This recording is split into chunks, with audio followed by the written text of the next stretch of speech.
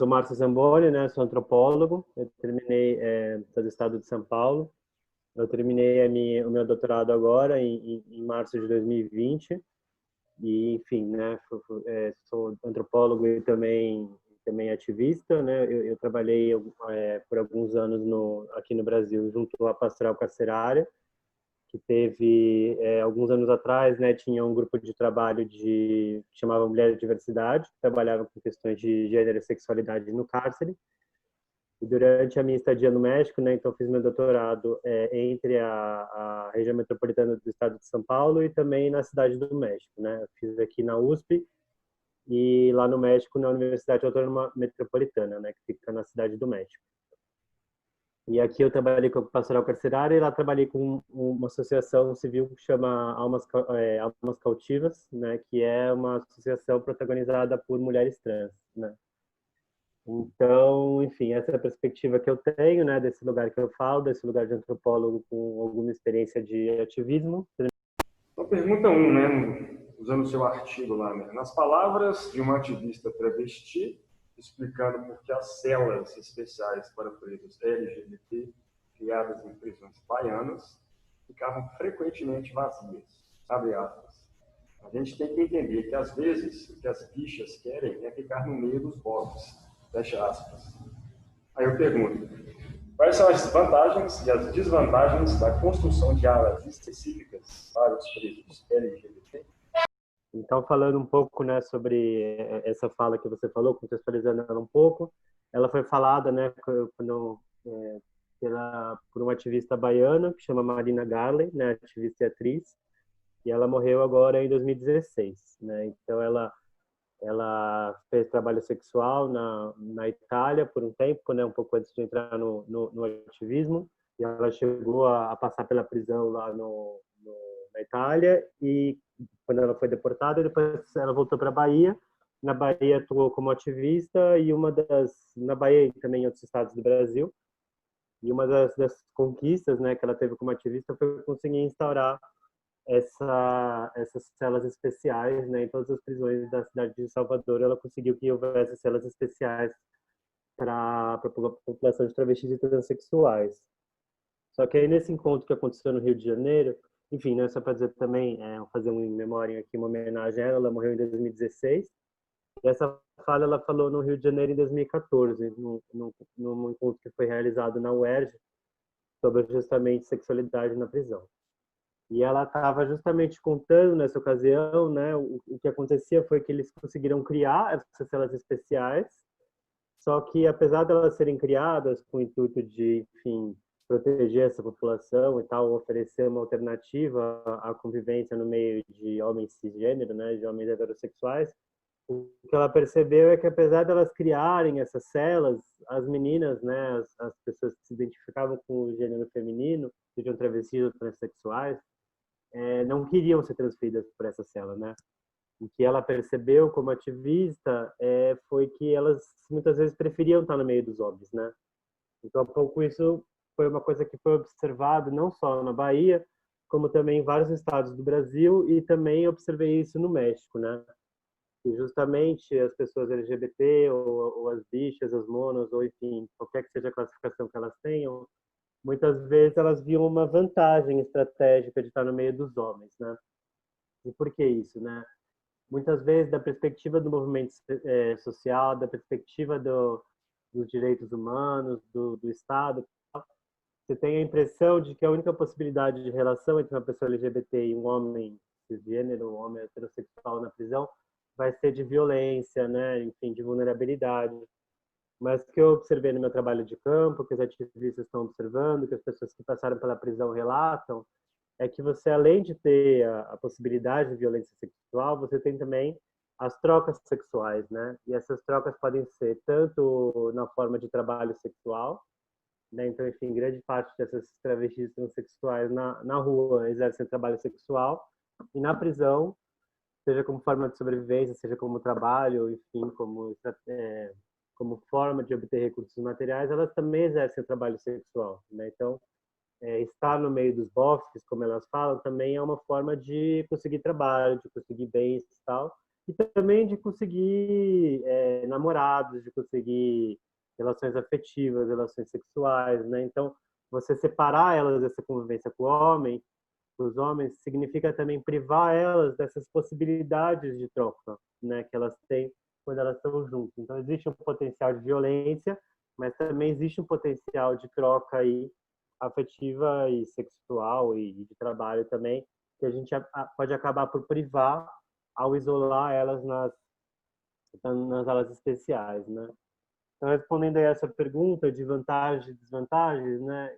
Enfim, primeiro é importante dizer que não são em todos os estados que a gente tem as aulas especiais, a gente tem eles numa minoria de estados, né? Então, a gente tem em Minas Gerais, no Mato Grosso do Sul, no Rio Grande do Sul, na Paraíba, e na maior parte dos estados brasileiros, como é o caso do estado de São Paulo, onde eu estudo, não tem aulas especiais. Então é importante a gente dizer isso. E mesmo nos estados em que tem, mesmo nas prisões em que tem, elas só atendem uma minoria dessa população. Então a gente está falando aqui de um pequeno número, mesmo onde elas existem, elas atendem a uma minoria das pessoas LGBT.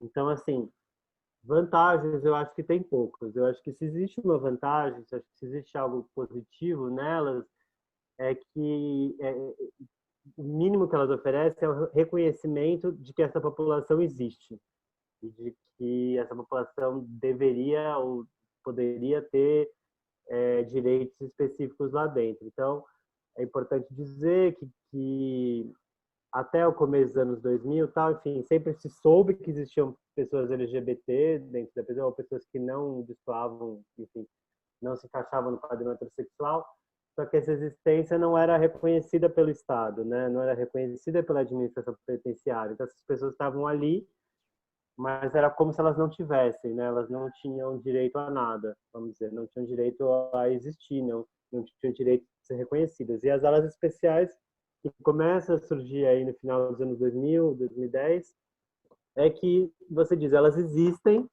e algo precisa ser feito por elas, né? E aí você faz as aulas especiais. Então você começou a dizer, existe violação, existem estupros, existe discriminação e algo precisa ser feito a respeito disso, né? Então acho que existe algo de positivo nas aulas é que elas reconhecem a necessidade de que algo seja feito. Para mim, o principal problema, né, para além desse que eu já falei, que é de tirar essas possibilidades de troca, essas possibilidades de agência, o principal problema é que elas criam a ideia de que o problema está resolvido, né? Então, o que pesquisadores como a Vanessa Sanders aí em Minas Gerais e o Gustavo Passos no Rio Grande do Sul vão dizer é as alas criam a ilusão de que o problema está resolvido, né? Então as prisões que têm alas dizem não, a gente resolveu o problema, a gente criou a ala, quando na verdade está muito longe de resolver. As alas servem a uma minoria da população, as alas têm milhões de problemas, elas costumam ser hiperlotar, né? Costumam ser mais superlotadas do que as próprias prisões, tem vários problemas de precariedade, então elas criam uma ilusão de resolução de que algo foi feito, quando na verdade elas não fazem nada.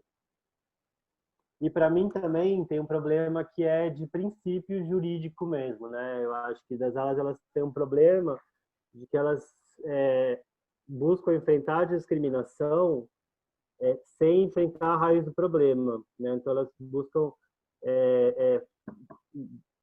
proteger quem é discriminado por meio da segregação especial de quem sofre preconceito, sem que nada seja feito em relação aos autores do preconceito. Isso para mim é uma imensa distorção de direitos, né? Então você tem uma população que está sofrendo discriminação e a sua solução é discriminar essa população. Às vezes eu gosto de fazer uma analogia que é que, por exemplo, você reconhece que crianças negras sofrem racismo na escola, vamos dizer, por exemplo, né? Então existe discriminação racista contra crianças negras na escola. Seria o mesmo que você dizer que a solução para o racismo na escola seria você criar uma sala de aula especial para crianças negras, para que elas deixassem de sofrer preconceito racial.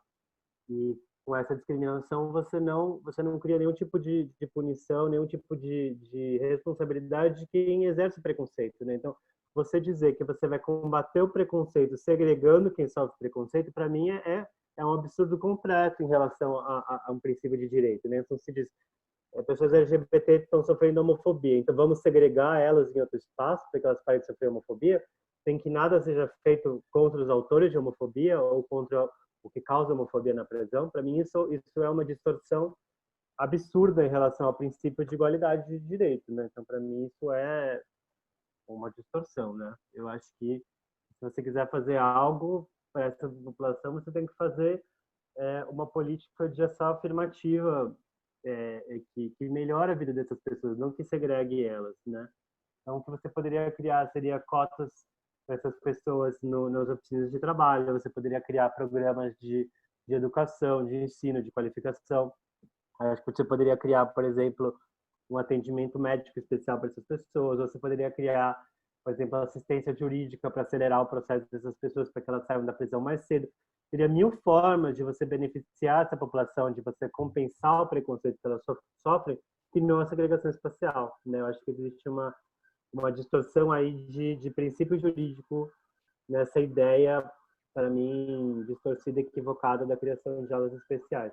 Importante dizer também que essa não é uma demanda que parte da população presa, essa é uma demanda que parte dos movimentos sociais e que, a meu ver, parte de uma parcela de movimentos sociais que tem pouca ou nenhuma experiência de dentro da prisão, né, que não sabe qual é a realidade dessas pessoas e que demanda isso como uma solução sem conhecer o problema, a realidade das prisões em si, né? Acho que é isso que eu tenho a dizer sobre as especiais. E aí recomendo para quem quiser ler mais sobre isso, trabalhos da Vanessa Sanders aí em Minas Gerais. Enfim, ela é da Unicamp, mas ela fez trabalho de campo aí na prisão de Vespasiano, tem alas especiais, e também o trabalho do Gustavo Passos, que trabalhou com isso no Rio Grande do Sul. Posso mandar links depois, os trabalhos deles estão nessa coletânea aqui, inclusive tem o trabalho meu, mas ela está disponível online, né? Sexualidade e Gênero na Prisão. É um livro, ele tem a versão online inteira, tem artigos dos dois, do Gustavo e da Vanessa, tem artigo meu também. Enfim, quem estiver interessado em saber mais sobre aulas especiais, acho que os trabalhos deles são referências, né? Enfim, tem uma visão mais crítica, inclusive, porque no estado de São Paulo elas não existem. Vamos lá, pergunta 2. Políticas LGBT não alteraram o modelo desumano de cadeia. Fale mais sobre a relação entre transfobia, homofobia e gestão da necropolítica carcerária. Então, falar um pouco sobre isso, né, essa ideia de necropolítica, né, então, explicar um pouco o que eu quis dizer com isso, né, necropolítica é um conceito cunhado pelo filósofo camaronês Achille Mbembe, né, ele tem um livro que chama Necropolítica, um artigo que virou livro, né, recomendo também fortemente, e tem essa ideia justamente do Estado, né, da formação desses Estados que tem sua origem no colonialismo, como é o caso do Estado camaronês, que ele estuda, mas também serve para outros Estados, como o caso do Brasil e do México, que é essa ideia do poder do Estado de matar, né, do poder do Estado de suprimir vidas, de suprimir existências, esse direito de dizer que certas vidas são matáveis, né? Eu acho que quem traduz muito bem esse conceito para o contexto brasileiro são o Rafael Godoy e o Fábio Malarte, né, nesse livro aqui que eu também recomendo, da R111. Eles têm um artigo que chama Vidas Matáveis, que traduz um pouco essa ideia de necropolítica para o contexto das prisões brasileiras, da ação da polícia militar, né? Essa ideia de que certas vidas são matáveis, é isso que a gente quer dizer sobre necropolítica, né? Então, vidas pretas, vidas de periferia, e também travestis e transexuais e pessoas que trabalham com prostituição como pessoas que são matáveis, né? Então, como o Estado cria certas vidas como matáveis? Isso é uma herança do colonialismo, da escravidão, né? Você dizer que certas pessoas podem ser mortas pelo Estado sem que isso tenha consequências, né? Eu acho que, por exemplo, um bom exemplo disso é o próprio massacre do Carandiru, né? E você tem, enfim, aí 111 presos e agora, quase 20 anos depois, ninguém nunca foi punido por isso. Então, a polícia entrou lá, matou 111 presos e ninguém foi responsabilizado. Então, você tem o direito, a prerrogativa do Estado de matar sem sofrer as consequências dessas mortes, né? Isso é necropolítica, né? Então, o que eu quero dizer com isso é que eu acho que a prisão é uma das facetas desse Estado necropolítico que tem sua origem no colonialismo. né? Então, duas características da necropolítica do Estado brasileiro, que tem suas raízes no nosso passado colonial, é que é um Estado racista e um Estado machista, né? Que está baseado numa forte hierarquia de gênero, né? E assim como foi a escravidão, as punições da escravidão, né? Então, os pelourinhos, o castigo físico e tal, a prisão é uma das instituições que esse Estado tem, esse Estado de origem colonial, é uma das instituições que ele tem para manter a ordem, para exercer o controle social. E esse Estado, essa prisão, ela é machista e ela é racista, né? Então, ela tem esses efeitos específicos sobre corpos, né? E eu acho que assim como os corpos negros sofrem com essa necropolítica, cuja prisão é uma das faces, também os corpos de pessoas que não se encaixam no padrão sexual, homossexuais, travestis, transexuais, LGBTs, também são matáveis, são puníveis por essa arbitrariedade do Estado, né, sofrem na prisão. Então, acho que é um pouco isso, não sei se eu respondi, mas é um pouco isso que eu quero dizer. Essa é a conexão que existe entre a homofobia e enfim, esse Estado necropolítico, racista e machista. Não, tá certo. Então, essa... Pergunta número 3. Na sua pesquisa, você percebeu que a sigla LGBT faz pouco sentido no cotidiano das cadeias, pois essa população se chama de monas, bichas, viados, homossexuais, mulheres e travestis, os seus dizeres, mas não se fixavam em nenhuma dessas categorias e transitavam entre elas de acordo com a situação, produzindo efeitos relacionais diversos a cada escolha semântica. Fecha aspas. Eu pediria para você falar um pouco mais sobre esses efeitos relacionais. Então, contextualizando aí o que eu quis dizer, né? Então, falando um pouco historicamente,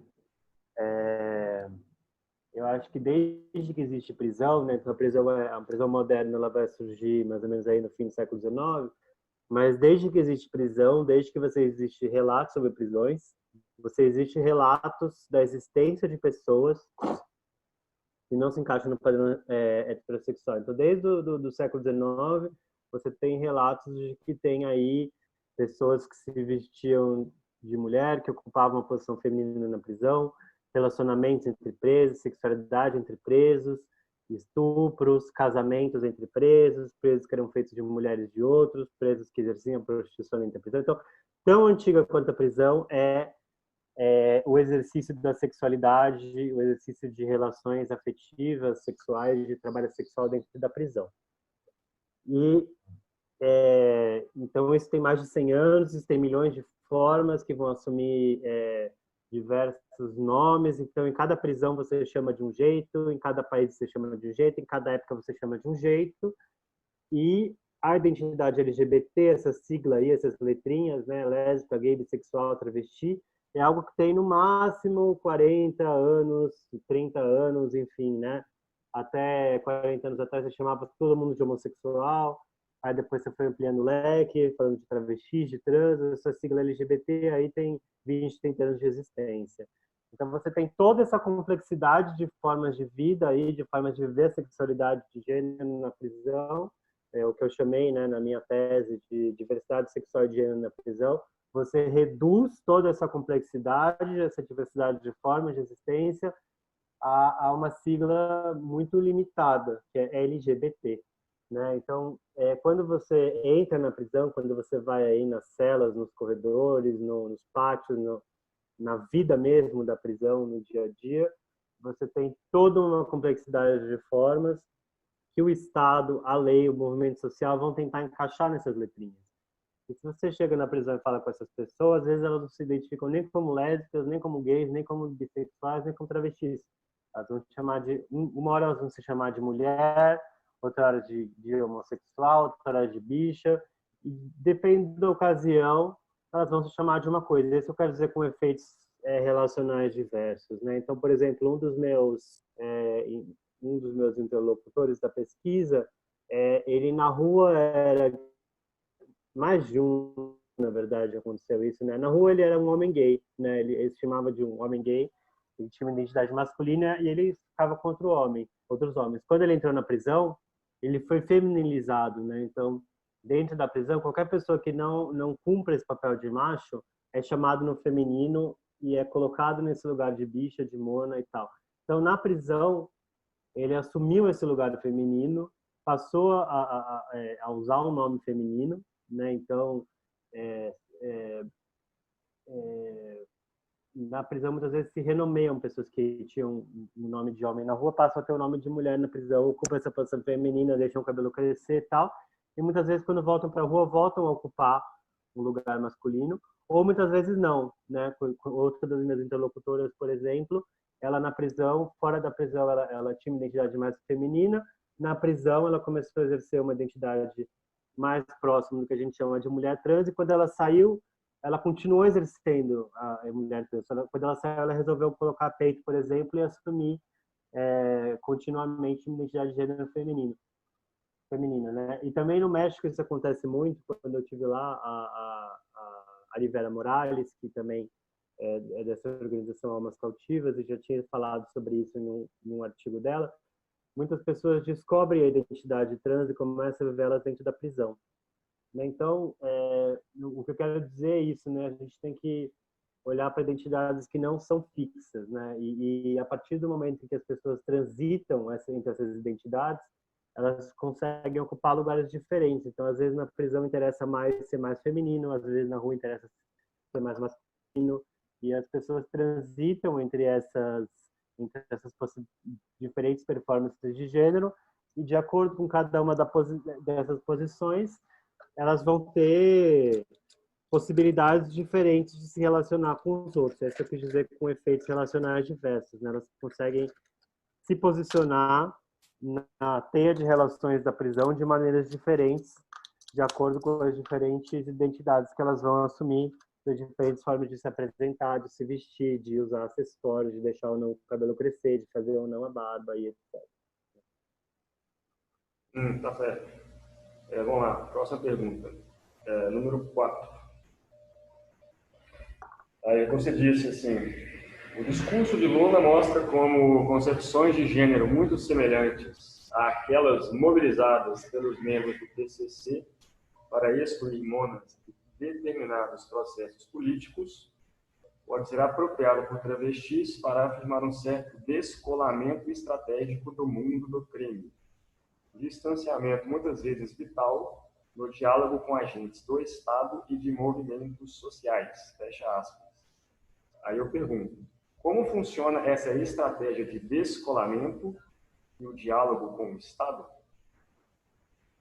Então vamos falar um pouco sobre, começando, né, falar um pouco sobre algo que no México é chamado, né, eles usam mais nos trabalhos sobre prisões do México, se chama de cogoverno, né? Aqui no Brasil a gente não usa dessa palavra, mas qual é a ideia de cogoverno na prisão, né? O que a gente observa no contexto da América Latina em geral, mas isso vale também para prisões do mundo inteiro, é a ideia de que o cotidiano da prisão, a vida da prisão, ela não é gerida só pelo Estado, não é gerida só pela administração penitenciária, né? Então, os trabalhos mais recentes, especialmente dos anos 70 para cá, vão trabalhar com a ideia de que vão quebrar um pouco essa ideia clássica que a gente tem de prisão, que foi construída pelos primeiros estudos de prisão, a ideia de que a prisão é uma instituição total, regida basicamente pelo Estado, no qual quem tem o poder sobre a organização do cotidiano, sobre as atividades, quem tem o poder é a administração penitenciária, é o Estado. O que a gente vai observar na América Latina é que, vamos dizer, a organização política dos presos, os comandos, né, o PCC, ou em outros estados você vai ter o Comando Vermelho, ou até mesmo onde não há comandos, onde os presos se organizam, você vai ver que a organização do cotidiano ela é em parte feita pelo Estado e em parte feita pelos próprios presos, pelas formas de organização política. Então, as pessoas LGBT, quando elas vivem na prisão, e elas precisam negociar qual é o lugar delas na vida da prisão, como elas vão conseguir o alimento, como elas vão conseguir um lugar na cela, como elas vão conseguir um colchão, como elas vão conseguir acesso ao banheiro, à água e tal, elas vão ter que lidar com essas duas instâncias, né? Elas vão ter que negociar, por um lado, com o Estado e, por outro lado, com os presos. Então, elas vão estar nesse fogo cruzado aí, né?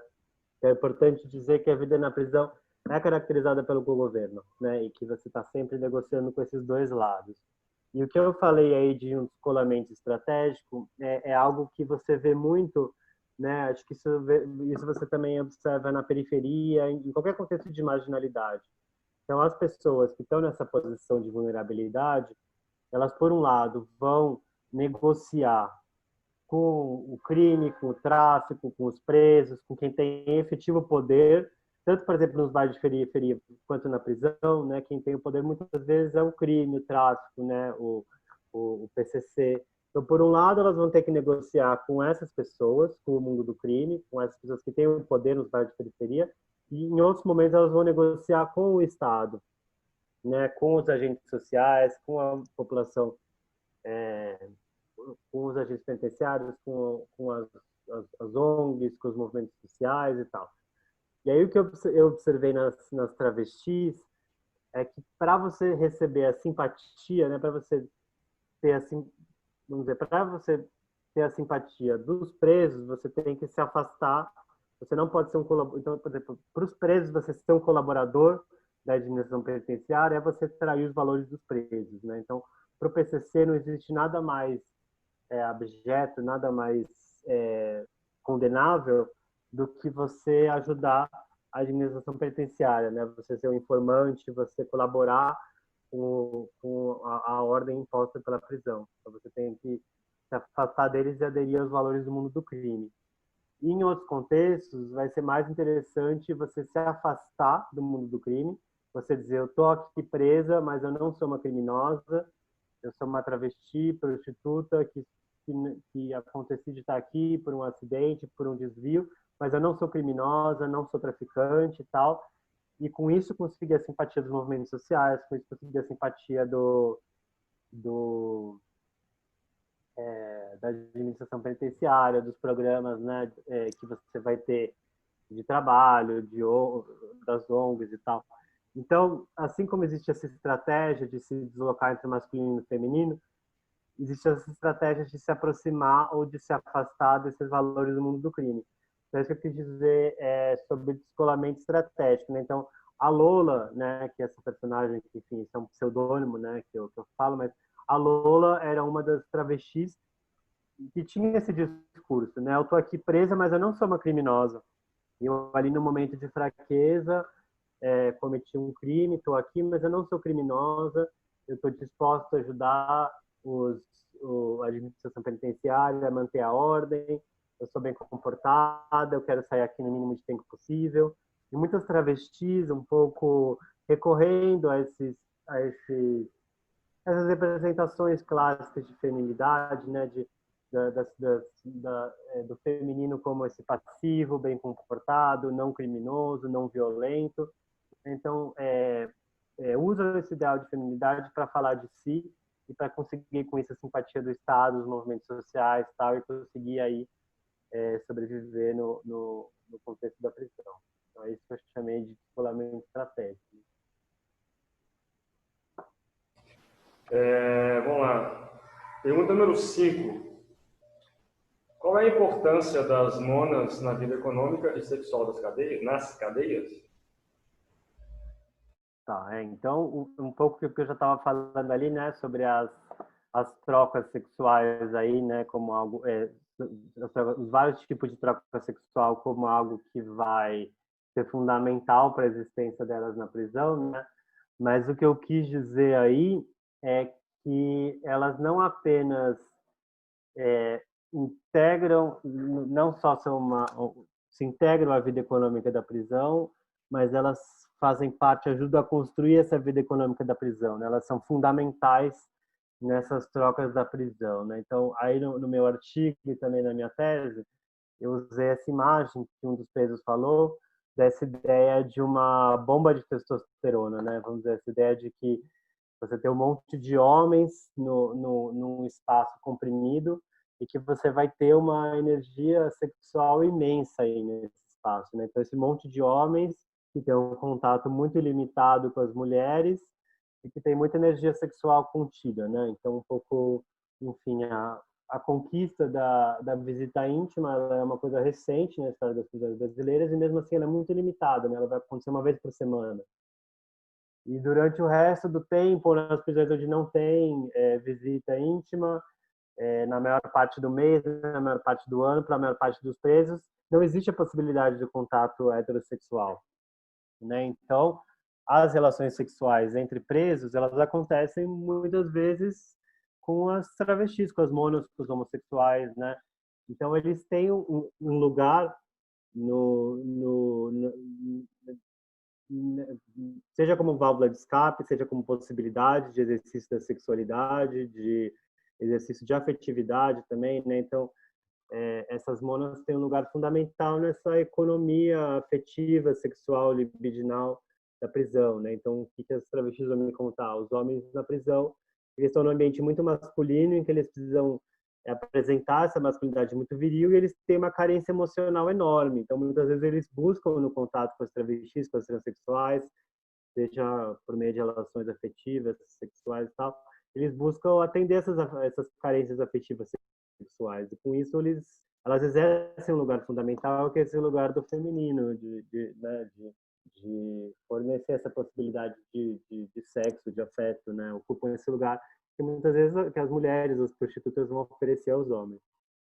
E com isso elas se integram também na vida econômica da prisão, né? Nos fluxos de bens nas prisões. Então, elas vão aí receber bens, alimentos em troca desse afeto, dessas relações sexuais.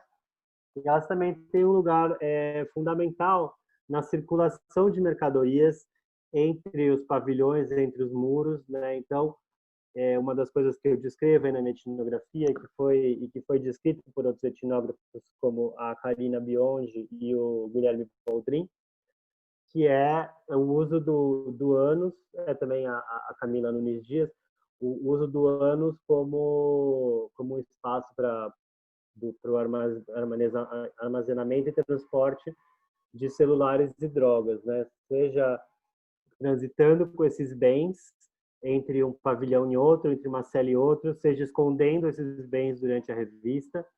Então, essa função que é exercida pelos homossexuais, pelas travestis, esse uso do ânus, que é algo que elas podem fazer, que eles têm a habilidade, né, a técnica corporal de fazer, e que podem fazer sem que com isso seja ameaçada a sua sexualidade, a sua masculinidade, isso é fundamental para a economia da prisão, né? Então, uma das coisas que se sabe é que as rebeliões não teriam acontecido, as rebeliões como as que acontecem nos chamados ataques do PCC em 2001 e tal, essas rebeliões não teriam sido possíveis sem a atuação das bichas, das monas, no transporte de celular entre uma prisão e outra, entre uma cela e outra.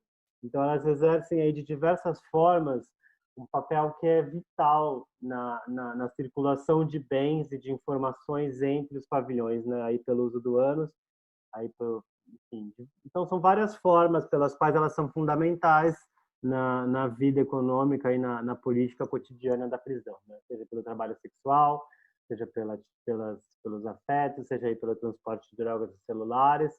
Elas constituem a vida cotidiana da prisão, não só se submetem a ela, mas elas são a parte constitutiva aí dessa vida da prisão, que é pouco reconhecida, mas é vital, é fundamental, né? Isso é uma das coisas que eu argumento. Sim. Vamos lá, pergunta número 6.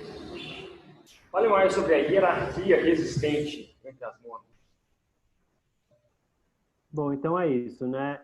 O que eu falei um pouco sobre cogoverno, ele vai valer também para a relação entre as monas, né? Então, um dos fenômenos que eu observei aí nesse meu artigo, que é também o capítulo 2 da minha tese, é que existem os barracos de monas, né? Então, as celas que concentram as monas aí, a vida nelas, né, o cotidiano nelas, é organizada por elas mesmas.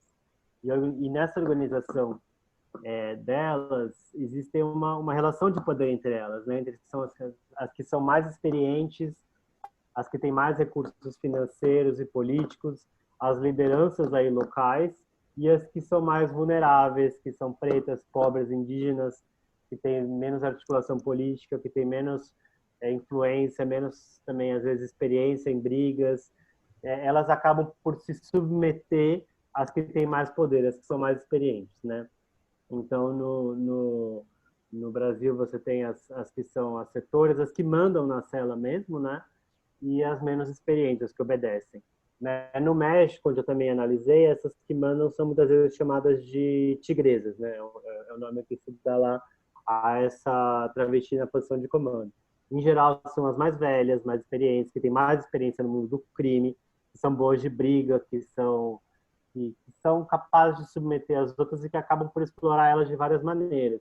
Então, muitas vezes, elas fazem as outras mais novas se prostituírem, ficam com os recursos desse programa, elas obrigam elas a pagarem taxas para conseguir colchões e lugares na mesa, elas roubam elas de diversas maneiras, enfim, elas têm um poder sobre as outras. Né? Em geral, são as que mandam, são as travestis, as que têm mais modificação corporal, que têm peito, que usam hormônio há mais tempo, que, enfim, mais velhas, mais experientes, né? Então, a hierarquia que tem é isso, né? A hierarquia de tempo, a hierarquia de feminilidade, né? Então, em geral, são mais valorizadas, têm mais poder, as que são mais femininas, que trazem em si as marcas dessa feminilidade. E essa feminilidade é construída a partir de recursos muito financeiros, ela é muito cara de ser construída. Então, em geral, quem tem mais modificações corporais, quem tem peito, quem tem, né, os lábios preenchidos, quem tem cirurgia plástica, quem tem o cabelo comprido, é quem tem dinheiro para fazer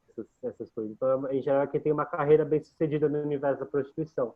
E essas que costumam ser mais poderosas dentro da prisão, essas que costumam mandar nas outras e ocupar esses lugares privilegiados no governo, nas relações entre elas.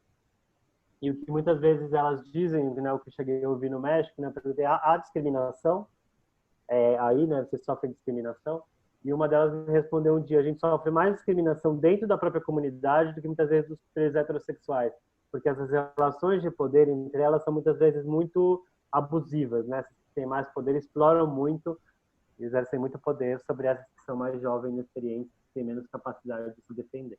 Né? É isso, são as relações de poder entre elas, as hierarquias. Tá certo, agora eu peço para você falar um pouquinho mais sobre algumas semelhanças e diferenças entre as cadeias paulistas e mexicanas que você pesquisou. Tá. Então, vamos lá, né? Acho que tem muitas semelhanças, acho que são nos dois casos prisões latino-americanas, superlotadas, extremamente racistas, né? Extremamente, enfim, um grande grau de discriminação de criminalização da pobreza, né? Um alto grau de pessoas que estão aí por crimes contra o patrimônio e tráfico de drogas. Também grande parte das trans exerciam prostituição fora e continuam exercendo prostituição dentro. Então, as semelhanças são muitas, né? Inclusive, percebi que nas duas regiões que eu analisei, Estado de São Paulo e Estado do México, a proporção de trans em relação à população geral é mais ou menos parecida também, né? Então, existem muitas semelhanças, né? Brasil e México são os países que mais matam travestis no mundo, né? O Brasil é o primeiro, o México é o segundo. Então, em vários aspectos, existem muitas semelhanças estruturais entre os dois contextos, né? Uma diferença que eu observei é em relação a as duas prisões são racistas, mas quem ocupa o polo racializado e discriminado é diferente nos dois países, né? Em geral, no Brasil, quem é discriminado racialmente são os negros, pretos e pardos. O México tem uma e se fala muito pouco no estado de São Paulo de indígenas, né? Você tem presos indígenas, mas são poucos. No México, que a gente observa que tem relativamente poucos pretos e pardos, o que a gente tem lá uma população indígena descendente de indígenas muito grande. E uma das coisas que eu observei lá é uma discriminação muito grande dos presos indígenas, o que se aplica também às travestis de origem indígena.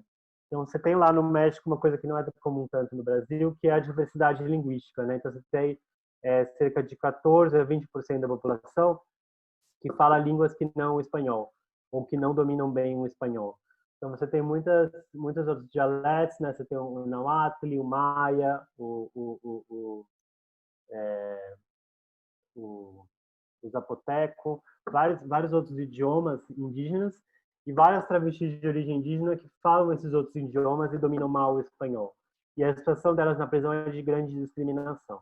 Então, uma das coisas que eu observei no México que não é comum tanto no Brasil, é esse lugar de grande discriminação que sofrem as trans, os sujeitos femininos de origem indígena, né? Que no equivalente no Brasil seria a discriminação de pretas e pardas, né? Outra coisa que eu observei, que é bem diferente no México e no Brasil, é a questão da permeabilidade das prisões, né? É muito mais fácil entrar na prisão no México do que no Brasil, né? A prisão brasileira a prisão paulistana, especialmente, é muito difícil o acesso de coisas. No México é muito mais fácil entrar e sair da prisão. Então, o fluxo de informações, de bens, é muito mais fluida, né? Acho que a Natália Lago falou bastante isso na entrevista dela. Existe uma fluidez muito grande que caracteriza as prisões do Brasil. Essa fluidez no México é uma porosidade, né, que se fala. Essa prisão no México essa porosidade no México é bem maior, né? O fluxo de informações, de mercadorias entre dentro e fora é mais fluido. Por outro lado, o que a gente observa é algo que no México existe uma privatização no sentido de que se paga por tudo no México de uma forma que não acontece no Brasil, né? Então, no México é uma coisa que é até surreal da gente ver, lá se paga por tudo. Então, para usar água, para ter um lugar na fila da contagem, para você usar o telefone, para você ir para o pátio, tudo você tem que pagar, tudo é pago. Então, o dinheiro entra na prisão e você tem que pagar por tudo, por qualquer coisa. Todo dia você tem que pagar para dormir numa cama, todo dia você tem que pagar para poder ir para o pátio, para o banho de sol. No banho de sol, para poder se sentar no banco, você paga uma taxa. Tudo tem uma taxa. Então, você tem que eles usam dinheiro o tempo inteiro. Para cada coisa que você faz, você tem que pagar para os outros pesos pelas suas atividades. Isso não acontece tanto no Brasil, né? Então, você tem essa economia dos cigarros, mas nem tudo, você tem uma regulação um pouco maior, uma privatização menor das atividades, né? Acho que essas são algumas diferenças que eu observei, mas eu vi muito mais semelhanças estruturais do que contrastes, eu diria, né? Tá certo. Então, para finalizar, no finalzinho da sua tese, você presta uma homenagem a algumas pessoas que você entrevistou. Aí você então usa a palavra, né? Voos, rastejos e nados das pessoas pesquisadas. A pergunta, fale mais sobre os voos, rastejos e nados, né, das pessoas pesquisadas que promovem uma subversão contra a igualdade vazia. Tá, então que, né, vou dizer, uma grande homenagem que eu faço na minha tese, né? Então, uma das coisas que eu fiz desde a primeira página, um esforço muito grande de fazer, é olhar para essas vidas aí dessas pessoas LGBT na prisão, não só na chave da vulnerabilidade, da violência que elas sofrem, da opressão, né? Mas também das possibilidades de agência, das possibilidades de criação artística, das possibilidades, né, dessas rotas de fuga, dessas possibilidades de subversão, de encontrar prazer, de produzir o novo, de superar essa opressão, né? Então, enfim, sem diminuir, sem relativizar a violência que elas sofrem, mas também valorizar o que elas fazem de subversivo, de criativo, de produção artística, né? Então, eu parto aí dessa imagem desse livro, né, do Beijo da Mulher-Aranha, né, que é um livro do Manuel Puig, que foi adaptado para o cinema. E eu parto também, uso muito forte a figura do Madame Satã, né, que muitos conhecem, e que, enfim, né, aí um homossexual, uma bicha carioca, que passou grande parte do tempo na prisão, mas que se tornou uma lenda, né, que se tornou que se chamava, sei lá, da rainha negra da boemia carioca. Então, eu fiz essa homenagem a essa força de vida também, essa resistência, né? Então, essas várias pessoas que eu conheci, né? A Ana, o Champi, o Ali, essas pessoas que passaram pela prisão, mas que não deitaram, que não se dobraram, que buscaram ali potencializar suas vidas apesar da violência, né? Então, o Madame Satã, ele vai passar grande parte da vida na prisão, mas quando ele sai da prisão, parece que ele sai com uma força de vida ainda maior que ele entrou, né? Ter sobrevivido à prisão, foi depois que ele saiu da prisão que ele ganhou esse concurso aí do Bloco Caçadores de Viado, que ele vai se tornar uma lenda. Então, o que eu queria elogiar, exaltar, é essa potência de vida que, em certos momentos, certas pessoas, apesar de tudo, conseguem exercer, conseguem vibrar, conseguem nos fascinar com suas histórias, com a sua potência de vida, com a sua possibilidade de, apesar de tudo, continuar brilhando, né? Gosto muito dessa música do Caetano Veloso também, né? Que chama Gente, que fala, né? Gente é para brilhar, não para morrer de fome, né? Eu acho que isso vale para as pessoas que passaram pela prisão, né? Então, para pessoas que, diante dessas forças da necropolítica, dessas forças que tentaram, de todas as maneiras, tornar elas vidas matáveis, vidas descartáveis, corpos usáveis, pessoas que passaram por isso, mas conseguiram deslumbrar a gente, conseguiram trazer histórias completamente novas, conseguiram se tornar lendas, conseguiram contar suas histórias, né? Então, lá no México tem essas duas pessoas que têm uma imensa potência de vida, que é a Andrea Luna e a Arivera Morales, e também a Violeta e a Jéssica Espinosa, que não eram ativistas antes de passar pela prisão, mas que depois de passarem pela prisão, saíram da prisão, se tornaram ativistas. E a própria Marina Garland, que eu citei agora há pouco, cuja experiência levaram elas à urgência de se atuar no mundo, de transformar o mundo, né? Então, em reação a esse Estado que tentou reduzir a vida delas a pó, elas enfim, saíram com uma força de luta, com uma potência de mobilização política que surge como forma de resistência, como impulso de transformação do mundo, da realidade. E também de criação artística, enfim, sobre isso um pouco que eu estava falando, né, desses voos, nados e rastejos aí, essa imagem.